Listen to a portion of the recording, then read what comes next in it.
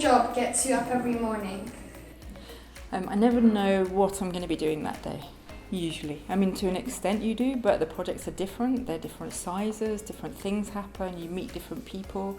I might be climbing over the glass roofs of the V&A one day, or I might be kind of in the basement of somewhere else, or travelling to the Highlands, or going to Hamburg, or or Melbourne, doing a lecture there. Or it's different all the time, and you meet so many extraordinary people. I really love that, and I think that architecture can be very transformational. What aspirations do you have for Bedford House's future?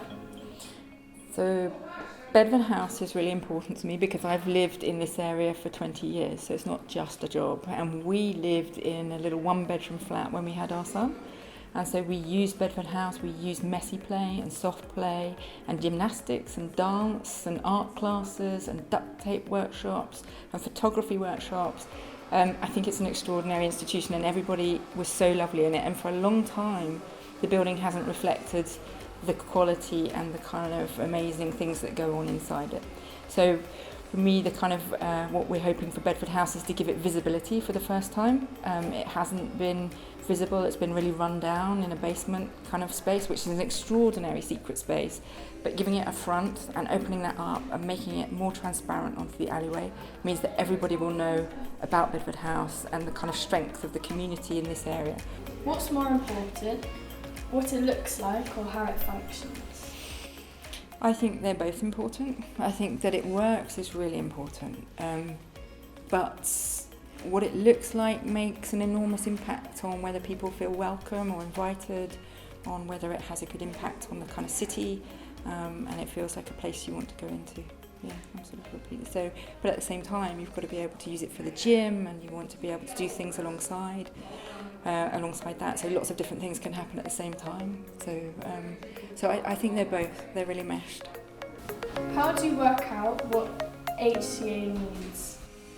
In their building. So we worked really closely with the team. Then we did consultations where we asked everyone who was coming in and using the building what they needed and how they were using it and what things weren't working. And obviously, because the building's quite old, the current building, there's loads of things that aren't working.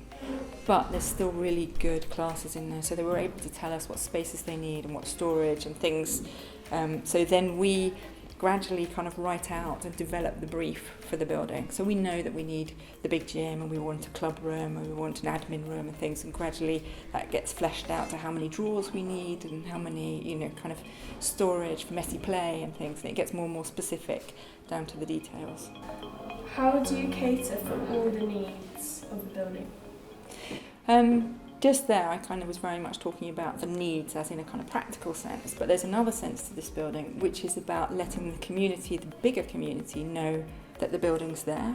And also, when we first started researching the project, we found all these amazing boxes full of archive material of when it was first started as Holborn Boys Club in 1920. And we found out, researching back even further, that the Lord Mayor used to go fox hunting in London. He liked it so much, he bought in Holborn, and he liked it so much that he bought a patch of land. And with that land, he helped set up Bedford School later.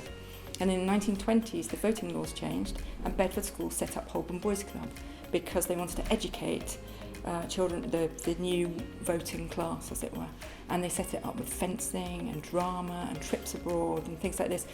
Really amazing kind of, this really progressive, interesting community club, as it were. And so we wanted to bring that history back, as this isn't just a kind of run-down club that you can't see. This has 100 years of history in this community. It's extraordinary, and for a long, long time it's been the place that's kind of, that all the kids have gone to, that all the families have, that in a place that doesn't have a lot of outdoor space. We have Coram Fields, which is extraordinary. Only children can go there accompanied by adults. Adults can only go accompanied by children. And to me, Bedford House here is like the kind of internal co-space to that space. We have an external space that's very safe for children, and we have an internal space that we can have big parties in, or do things that you can't fit in your smaller flat with no garden and things, which most kids in this area have, which is what our child grew up with. So Bedford House is super, super important. Did I answer the question? I don't know if I did. Can you repeat that question for me just to see if I do? How do you cater for all the needs of the building? Yeah, I think so. So, I mean, I guess what I was saying there is, and you might come back, what I was saying there, I guess, is that the needs are on one level practical, and yes, we can make all the spaces and everything can happen, and we can make it accessible. And on another level, they're much bigger and more social issues at play that we can also cater for. That's really important.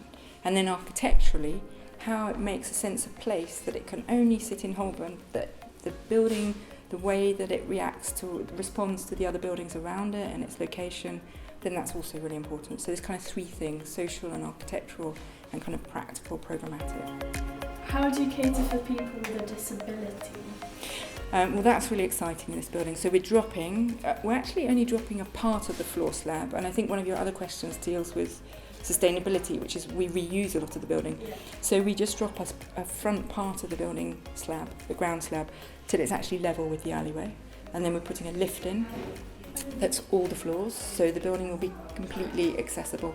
And then we have accessible loos, and basically all the way through the building it's been thought about as if you need for visual impairment or for wheelchair use, that can be just completely equal to access any parts of the building. What do you most like about it?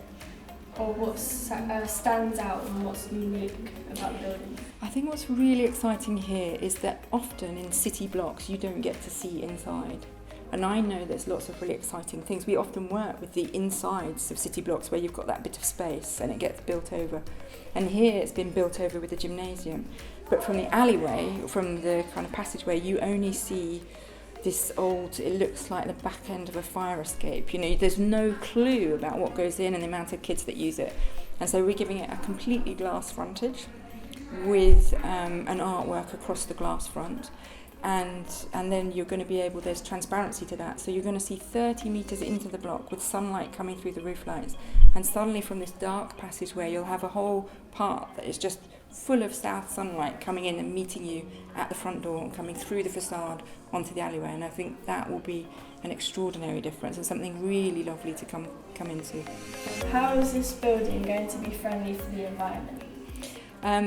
That's something that's really important to us on all our buildings, and in this one it was interesting because what we did was we reused quite a bit of the fabric of the old building. So we kept the whole basement walls and all the columns in the basement and most of the floor slab. So that was both a kind of economic decision but also an environmental one to reuse fabric. And then by insulating all the new parts, really with a really good level of insulation, you can minimise the amount of heating and electricity that you need to heat the space. What is interesting about working with a community centre? I have to separate out the kind of personal for me because it's a community centre that I've known for 20 years. So I just have a very strong desire to see it thrive, and I value it hugely for what it does for all the kids in this area. And it brings very, very different kids from very different backgrounds and means together and gives a lot of opportunities and kind of raises ambitions and aspirations. I think that's super important to me, and it kind of crosses everything. And here it does something really special because it's so inner city and we don't have gardens, most people, you're in flats, and we are very lucky that we have cornfields. But it does something else and it just gives us a bigger collective space that we can come into and use institutions. So I think you have a very, very exciting area for this community centre. As well as actually we have, it's always been an area that Camden has welcomed refugees and immigrant families and things, so I think there's a very good social mix. What advice would you give to young people with ambitions to become architects? I would say that when you're younger, then you start looking at buildings, and perhaps as you get older a bit, you're reading a journal, I think going to galleries, making models if you want to. But I think essentially when it comes to choosing school subjects and things, then I think you need to follow your strengths. Don't ever do a subject that isn't what you do because you think that will make you an architect. I think architecture is so broad and encompasses, it draws on so many skills from people. No one person has that in the studio. So someone might be amazing at drawing, and someone else might be amazing at maths, and someone else might have a fantastic way of researching and bringing history into it and a kind of political dimension. And when you're building a building, for so long it's only a drawing, and you have to convince a lot of people along the way that this is a good idea, that this is a good thing for them to put money into, that this is going to be an amazing building. How do you think architecture can impact community life? I think it can impact community life hugely positively or incredibly negatively, depending how it's built and what thought has gone on behind it. How is architecture dealing with women? How is it more open to girls? If you look at an architecture school, it's 50% women, usually, in terms of students. And then gradually, as it goes into the profession, it gets less and less. And I think that's because partly the culture of the profession, of being kind of long hours and late nights, and it's had sort of quite a individual bias in a sense, and it's a very collective activity. And I think that women don't want that kind of environment to work in, so I think the environment has to change. In terms of girls going into architecture, I think there's huge opportunities for women at the moment. There's so many more women architects visible, and I think having role models and people that you can talk to make it all much more possible.